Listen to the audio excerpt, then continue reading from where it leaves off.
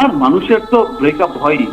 আমি কোনোদিন এক্সপেক্ট করিনি আমি যে এত কান্না করেছি আমি কোনোদিন। আমি শাকিব খান সারা জীবন টিভি পর্দায় এসেছি ভালো ভালো ভালো ভালো নিয়ে, চলচ্চিত্রের এই নিয়ে চলচ্চিত্রের ওই নিয়ে। আজকে আমাকে বিতর্কিত এমন একটা প্রশ্নের জবাব দিতে হচ্ছে যেটা আমার জন্য অনেক লজ্জাজনক মনে হয়। এই প্রশ্নটা আপনি দুনিয়ার কোনো হাজবেন্ডই তার স্ত্রীর দ্বিতীয় বিয়ের খবর শুনে ঠিক থাকতে পারবে না। তবে সাকিবের কথা শুনে আর চুপ থাকলো না অপু বিশ্বাস। তিনি জানায়, আজকে হয়তো সে আমার উপর বিভিন্ন কারণে রেগে আছে, হয়তোবা তার কাছে মনে হচ্ছে অপু যেটা করেছে ভুল করেছে, কিন্তু আমি কখনোই ভুল করিনি। আমি যে কতটুকু ধৈর্যশীল মেয়ে, আজকে সাকিব একটু ভেবে দেখো যে আসলে অপু ধৈর্যশীল মেয়ে কিনা। অপু বিশ্বাস আরও জানায়, বুবলি যে এখন প্রেগনেন্ট সে তো বুবলির খুব যত্ন নিচ্ছে। প্রেগনেন্সির এই সময়ে সে তার বউয়ের পাশে আছে। তাহলে আমি মা হওয়ার সময় এই আদর যত্নগুলো পাইনি কেন? তাহলে কি সাকিব শুধুই আমাকে ইউজ করেছে? ভবিষ্যতে যদি আমি আবারও মা হই তখনও তাহলে আমি প্রতারণার শিকার হব? এগুলো ভেবেই আমি দ্বিতীয় বিয়েটা করেছি। একজন ওয়াইফ হিসেবে আমি এটা মেনে নিয়েছি, কিন্তু একজন বাচ্চার মা হিসেবে এটা আমি কখনোই মানবো না। তখন কিন্তু আমি সেই রিউমারগুলোকে কখনোই একসেপ্ট করব না। কারণ কি, পৃথিবীর প্রত্যেক মানুষ তার ভবিষ্যৎ ভালো। শোনা গেছে বুবলির দ্বিতীয় বাচ্চা নিয়ে সাকিব খানের পরিবার খুবই খুশি। যা বোঝা যাচ্ছে সবাই এখন বুবলির সাপোর্টে। তাই এবার সাকিবের পরিবারকেও ধুয়ে দিল অপু। তারা শুধুমাত্র হাস্যকর রূপে দাঁড় করাইছে আমাকে আর আমার ছেলেকে। খুব হাস্যকর মনে হচ্ছে। আমি বলেছিলাম আজকে একটা নিউজে, গত 2 দিন আগে আমার শ্বশুর এবং ননদ আমার বাসায় আসছে। তারা জানেন না আমার ছেলে অসুস্থ।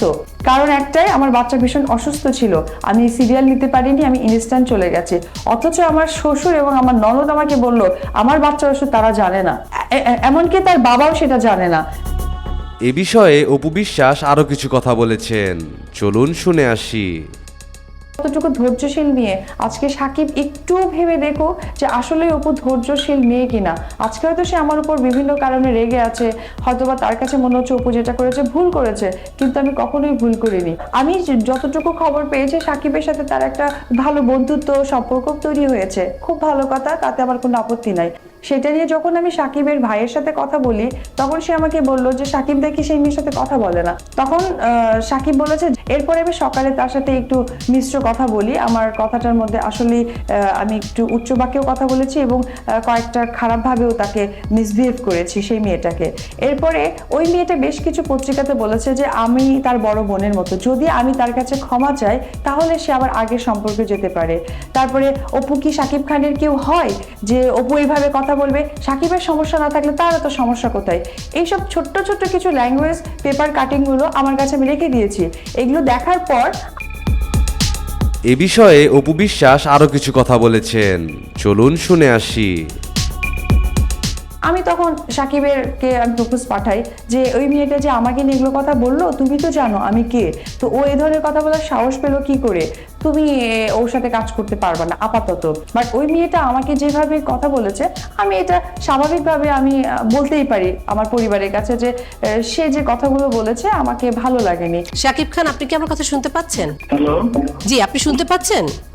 জি জি জি সুন্দর। জি, অপু যেটি বলছেন আপনি কোনোভাবেই অপুকে সময় দিচ্ছেন না, সেটির কারণ কি?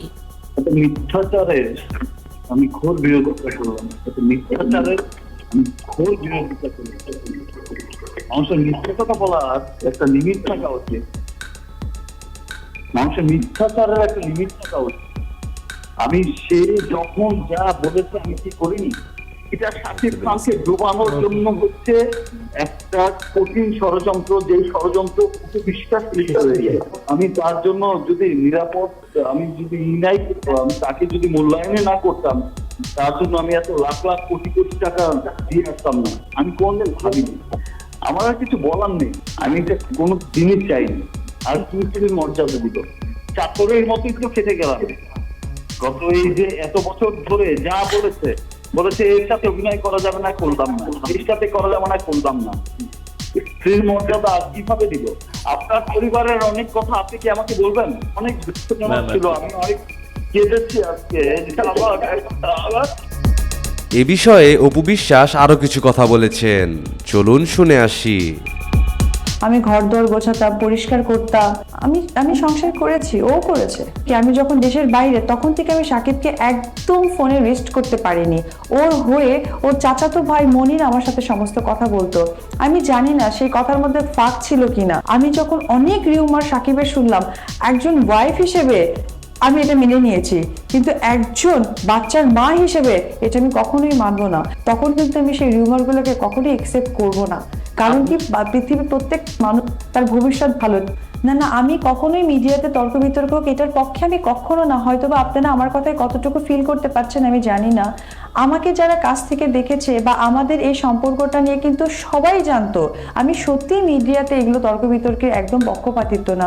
যদি আমি হতাম তাহলে আমার বাচ্চাটা কনসেপ্ট করার মুহূর্তেই আমি সবাইকে জানিয়ে দিতে পারতাম। আমার এত নাটক, অঙ্গভঙ্গি বা লুকোচুরি এগুলোর কোনো কিছু সবসময় যার সমাধান হোক, ভালো কিছু হোক, আমি সেটার পক্ষে সবসময়ই ছিলাম, এখনো আছি। যার কারণে আমি 9টা বছর কম সময় না, আমাকে দেখে আমার অনেক কাছের কলিগরা অবাক হয়ে যায় যে তোমার ধৈর্যটা এতটা কেন। আমি ধৈর্য ধরে ছিলাম, কিন্তু আমি দেখছিলাম যে ধৈর্যটাকে না তারা শুধুমাত্র হাস্যকর রূপে দাঁড় করাইছে। আমাকে আর আমার ছেলেকে খুব হাস্যকর মনে হচ্ছে। আমি বলেছিলাম আজকে একটা নিউজে, গত 2 দিন আগে আমার শ্বশুর এবং ননদ আমার বাসায় আসছে।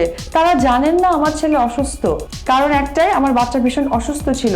আমি সিরিয়াল নিতে এ বিষয়ে অপু বিশ্বাস আরো কিছু কথা বলেছেন, চলুন শুনে আসি। পারিনি, আমি ইনস্ট্যান্ট চলে গেছি। অথচ আমার শ্বশুর এবং আমার ননদ আমাকে বলল আমার বাচ্চা ওষুধ তারা জানে না, এমনকি তার বাবাও সেটা জানে না। তো এই যে দূরত্বটা সৃষ্টি হচ্ছে, এটা সাকিবই করেছে। আমি যে কতটুকু ধৈর্যশীল মেয়ে, আজকে সাকিব একটু ভেবে দেখো যে আসলে অপু ধৈর্যশীল মেয়ে কিনা। আজকে হয়তো সে আমার উপর বিভিন্ন কারণে রেগে আছে, হয়তোবা তার কাছে মনে হচ্ছে অপু যেটা করেছে ভুল করেছে, কিন্তু আমি কখনোই ভুল করিনি। আমি যতটুকু খবর পেয়েছি সাকিবের সাথে তার একটা ভালো বন্ধুত্ব সম্পর্ক তৈরি হয়েছে, খুব ভালো কথা, তাতে আমার কোনো আপত্তি নাই। সেটা নিয়ে যখন আমি সাকিবের ভাইয়ের সাথে কথা বলি, তখন সে আমাকে বললো যে সাকিব দেখি সেই মেয়ের সাথে কথা বলে না। তখন সাকিব বলেছে, এরপরে আমি সকালে তার সাথে একটু মিশ্র কথা বলি। আমার কথাটার মধ্যে আসলে আমি একটু উচ্চ বাক্যেও কথা বলেছি এবং কয়েকটা খারাপভাবেও তাকে মিসবিহেভ করেছি সেই মেয়েটাকে। এরপরে ওই মেয়েটা বেশ কিছু পত্রিকাতে বলেছে যে আমি তার বড় বোনের মতো, যদি আমি তার কাছে ক্ষমা চাই তাহলে সে আবার আগের সম্পর্কে যেতে পারে। তারপরে অপু কি সাকিব খানের কেউ হয় যে অপু এইভাবে কথা বলবে? সাকিবের সমস্যা না থাকলে তার তো সমস্যা কোথায়? এইসব ছোট্ট ছোট্ট কিছু ল্যাঙ্গুয়েজ পেপার কাটিংগুলো আমার কাছে আমি রেখে দিয়েছি। এগুলো দেখার পর আমি তখন সাকিবেরকে আমি প্রপোজ পাঠাই যে ওই মেয়েটা যে আমাকে নিয়ে এগুলো কথা বললো, তুমি তো জানো আমি কে, তো ও এই ধরনের কথা বলার সাহস পেলো কি করে? তুমি ওর সাথে কাজ করতে পারবে না আপাতত। বাট ওই মেয়েটা আমাকে যেভাবে কথা বলেছে, আমি এটা স্বাভাবিকভাবে আমি বলতেই পারি আমার পরিবারের কাছে যে সে যে কথাগুলো বলেছে আমাকে ভালো লাগেনি। শাকিব খান, আপনি কি আমার কথা শুনতে পাচ্ছেন? হ্যালো, জি, আপনি শুনতে পাচ্ছেন? জি জি জি, সুন্দর। জি, অপু যেটি বলছেন আপনি কোনোভাবেই অপুকে সময় দিচ্ছেন না, সেটির কারণ কি? মিথ্যাচারের আমি ঘোর বিরোধী।